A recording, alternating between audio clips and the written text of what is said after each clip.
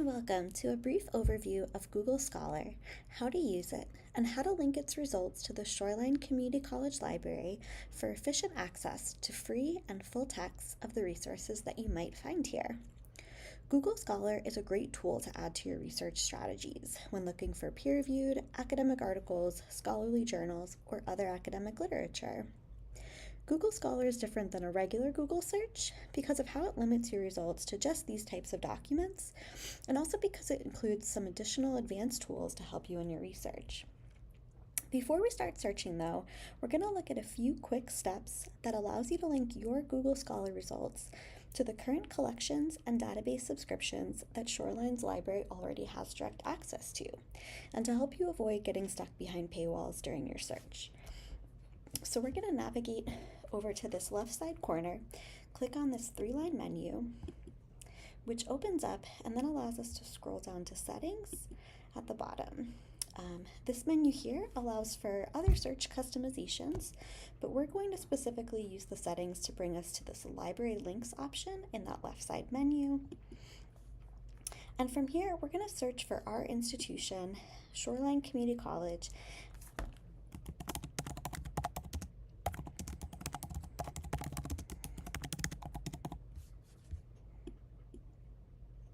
and see these three options that we get to link.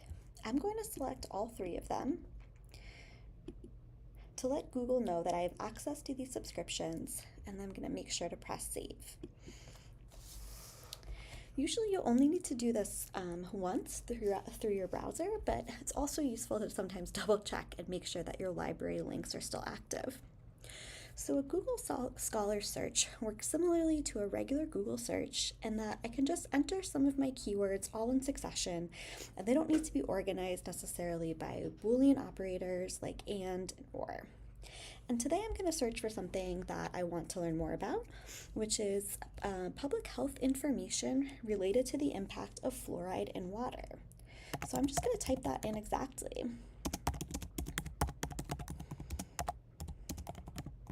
And what you all can see is that similar to a regular Google search, I'm going to get some auto-completed options where they might help me adjust and add to my terms as my topic develops. So things like the impact on teeth, specifically peer-reviewed studies, samples, specific geographical areas, and that's going to allow me to get some ideas about how I can evolve my search. But I'm just going to start off with this as my starting point.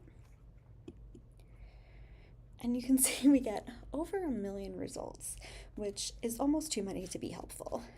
We can narrow them down further using filters. Like I'll select for the most current articles to my left for opting for the Since 2024 filter. And now I'm down to about 18,000 results of more relevant articles. And what you can see right away is that many results have next to them an immediate full text and free access point to the article. So for example, let's look at this one, Systematic Review of Epidemiological and Toxicological Evidence on Health Effects of Fluoride in Drinking Water from 2024. So this first one is going to send us directly to the academic article as it's published in its original journal.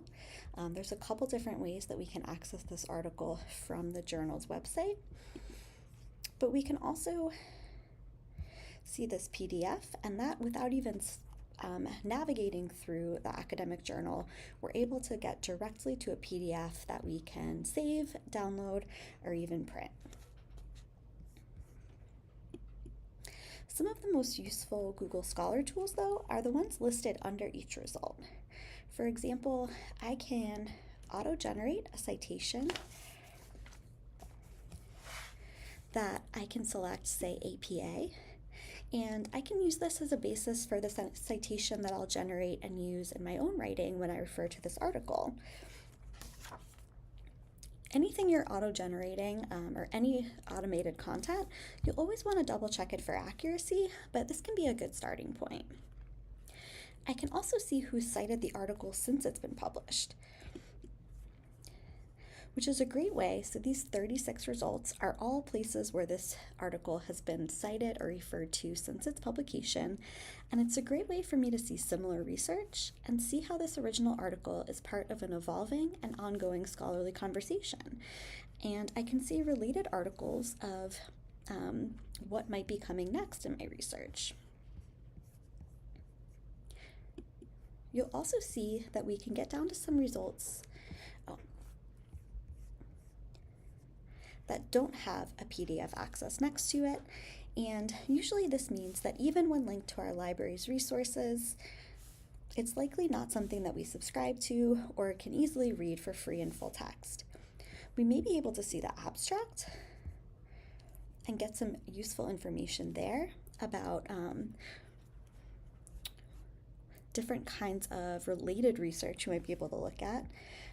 But unfortunately, if the full text is a little hard to access, one thing that's really useful is this Related Articles tab.